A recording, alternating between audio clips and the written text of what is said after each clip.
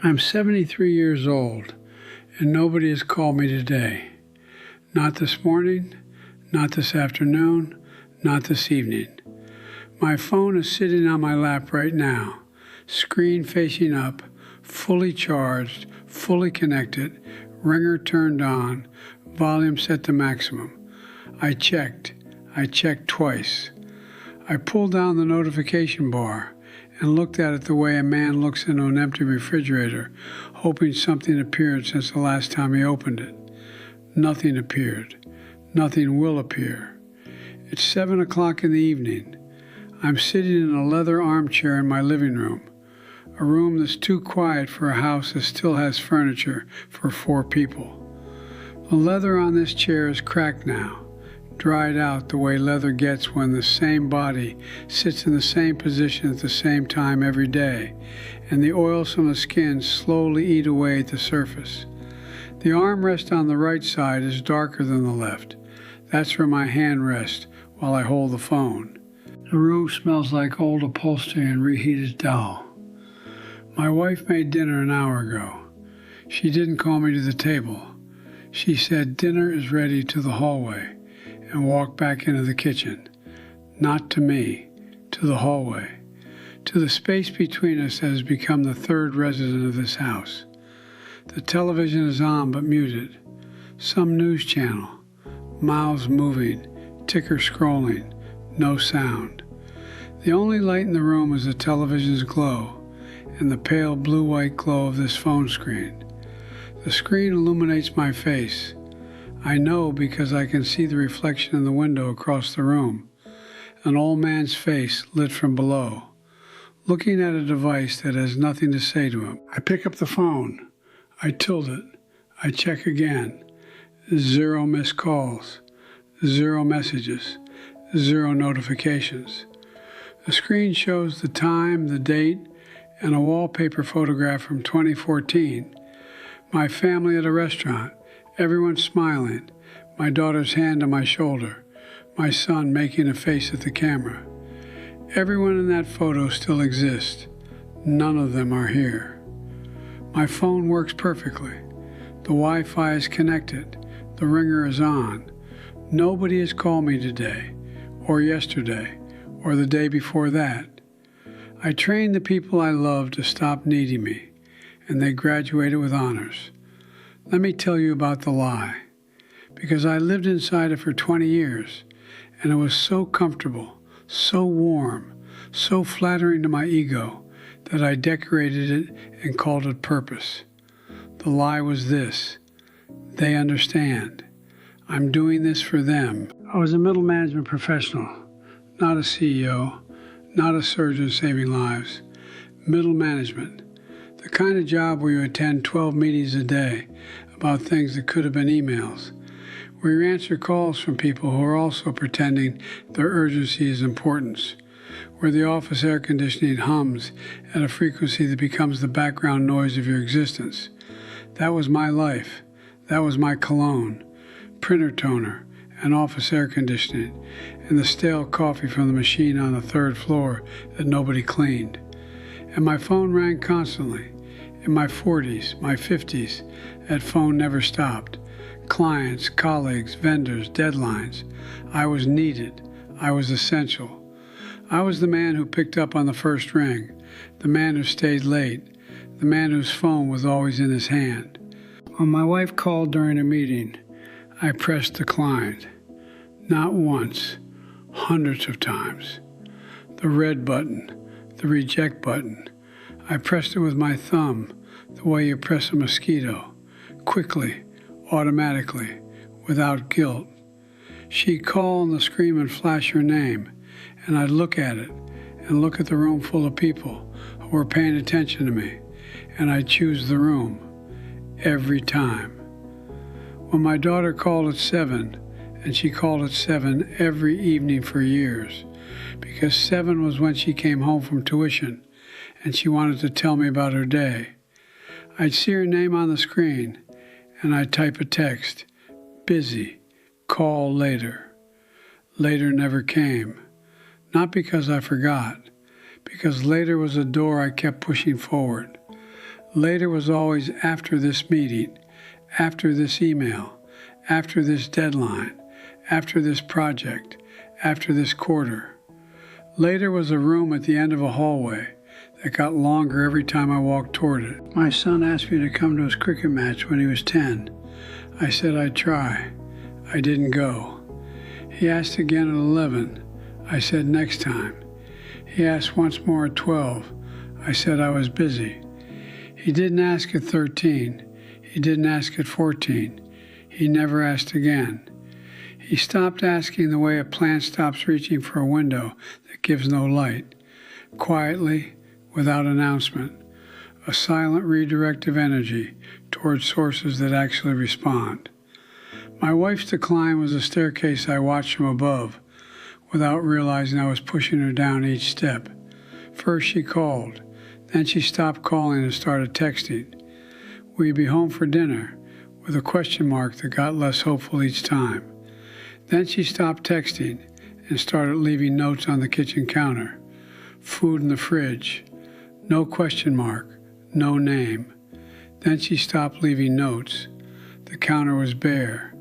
Communication had exited the building, and I was still inside, checking emails.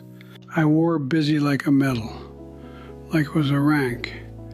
Like the busier I was, the more important I was. The more justified my absence from every dinner, every evening, every phone call that my family made to reach me. I confused urgency with significance. I thought because people at work needed me, I was needed. But being needed by a company is not the same as being needed by a child. A company needs a function. A child needs a father. I gave the company the father and gave my children the function. I was training them. That's the part I didn't see. 20 years of I'm busy wasn't just a sentence. It was a curriculum. I was running a school, and the syllabus had one lesson. Don't wait for me. Don't call. Don't expect. Don't reach. Every declined call was a class. Every later was homework. Every missed dinner was the final exam. And my family, my brilliant, adaptive, resilient family, they passed. They learned the lesson so well that when I finally retired and sat down in this chair and waited for the phone to ring, they'd already graduated. They'd built a life that didn't include me, not out of cruelty, out of obedience. I taught them this. They just did what I told them. Now let me tell you about a Friday evening, 2 years after I retired. I need you to sit in this chair with me and feel the weight of a phone that says nothing. It was 7 o'clock, exactly 7. The house was empty. My wife was at a kiddie party at a neighbor's flat. My son lives in Bangalore now, software engineer. Good job, good salary, the career I pushed him toward. My daughter's in Dubai, married, 1 child, my grandchild, a girl I've held 4 times. I was sitting in this chair, the same leather. The television was muted, same channel, same ticker, same mouths moving without sound. The room smelled like it smells now, old fabric and the ghost of dinner, and that particular stillness that houses develop when they stop being homes and start being storage for people who live parallel lives under the same roof. At exactly 7, my hand reached for the phone. Not deliberately, reflex, muscle memory from the years when 7 o'clock meant my daughter's name on the screen. Her voice breathless from running up the stairs after tuition, saying, "Papa, you won't believe what happened today." That voice, that excitement, that assumption, the beautiful trusting assumption that her father wanted to hear about her day. I picked up the phone, tilted the screen. The notification bar was bare. Nothing. I opened the call log. The last incoming call from my daughter, 11 days ago. Duration, 4 minutes. I remember the conversation. She called about a courier, some documents I needed to sign and send to her. We talked about the courier company's tracking number, about the delivery timeline, about logistics. 4 minutes of logistics with the girl who used to call me every evening to tell me her best friend said something funny at lunch. My son's last call, 3 weeks ago. 2 minutes. Hi, Dad, everything okay? Yes, all good. Okay, take care. Click. 2 minutes. The kind of conversation you have with a customer service representative, not a father. I open WhatsApp, the family group, Our Family, with a heart emoji, created by my daughter years ago. The last message was 3 days old. My daughter had posted a photograph of my granddaughter eating ice cream, a beautiful photo. The child's face was smeared with chocolate. She was laughing. I'd reacted with a thumbs up emoji. Below my thumbs up, nothing. No one responded to my response. My reaction sat at the bottom of the chat like a message in a bottle that washed ashore on an empty beach. I started scrolling, backward, through months, through years, and I saw the pattern, clear, undeniable, laid out in blue and gray text bubbles, like a medical chart tracking the decline of a patient who refused treatment. Every conversation had been initiated by them. My wife, coming home? My daughter, Papa, free to talk? My son, can you come to the match? And my replies, delayed by hours, sometimes days, or absent entirely.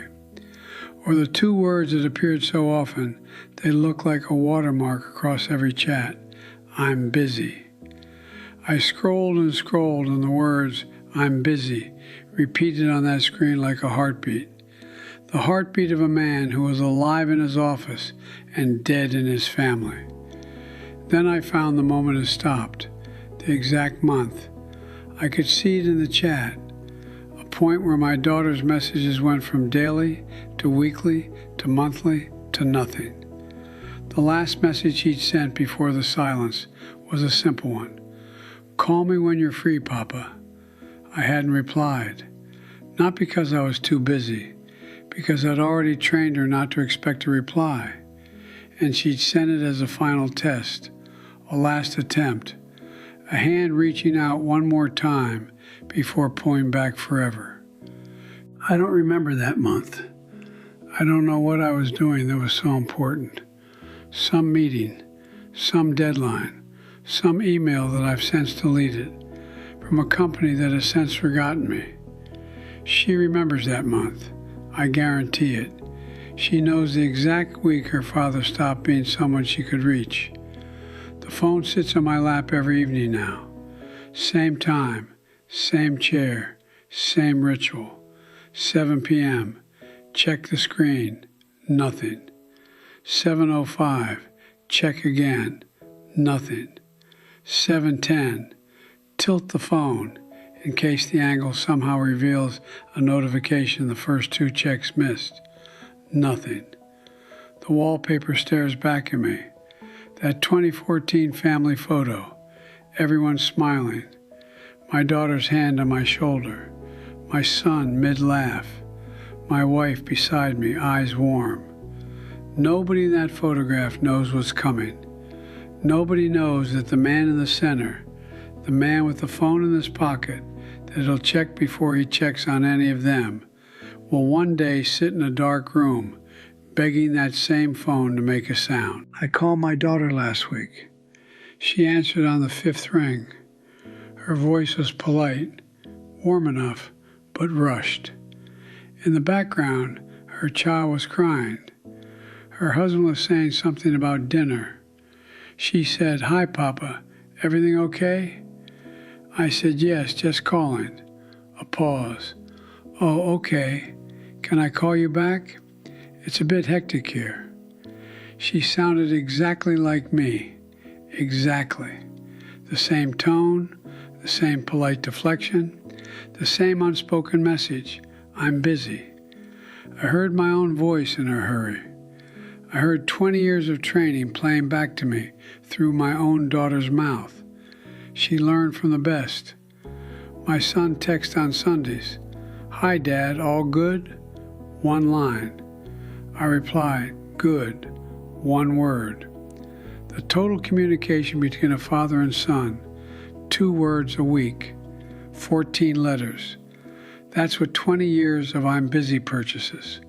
14 letters, and a silence so thick I can feel it on my skin. The television talks more to me than any human being does. The muted news anchor moves her lips for hours, and I watch, and at least she's facing me. At least she's looking in my direction, even if she doesn't know I exist. The phone's silence is not a malfunction. The phone works perfectly. The silence is a monument, a memorial. It's what 20 years of teaching people that your time is more valuable than theirs looks like when the lesson is finally complete. They believe me. They absorbed every "I'm busy" and converted it into distance. And now the distance is permanent, and the phone is silent. And the man who is too busy to answer is too alone to be called. Now I'm talking to you. Your phone is buzzy right now, isn't it? Or it buzzed 5 minutes ago. Or it will buzz before this video ends. Your wife, your child, your mother, someone who wants to hear your voice, someone who chose to reach for you in this moment, chose you over everything else they could be doing, and their name is flashing on your screen, and you're about to press decline because you're watching this video, because you're in the middle of something, because you'll call back later. Don't. Every declined call is a lesson. Every "I'm busy" is a training session. Every time you choose the screen over the voice, the meeting over the person, the email over the child calling at 7 o'clock, you are teaching them something. You are standing at a podium in a classroom of the people who love you, and you are delivering a lecture with one thesis: I am not available for you. They will learn. They always learn. Children are the fastest learners on earth, and what they learn fastest is who has time for them and who doesn't. Your wife will learn. She'll stop calling and start texting, then stop texting and start leaving notes, then stop leaving notes, and you won't notice the progression because you're too busy noticing things that don't love you back. Answer the phone, not later, now. Answer it every time. Pick up on the first ring and say, "Tell me everything." Mean it. Stay on the line. Let the meeting wait. Let the email sit. Let the deadline miss you for 5 minutes while your daughter tells you something she'll never try to tell you again if you decline this call. My phone is sitting on my lap right now. Full battery, full signal, full silence. I taught my family to live without me, and they built a beautiful life. I'm just not in it. Answer the phone. Answer it now. Answer it every single time. Because a day will come when you beg for it to ring, and the silence on that screen will be the loudest sound you've ever heard.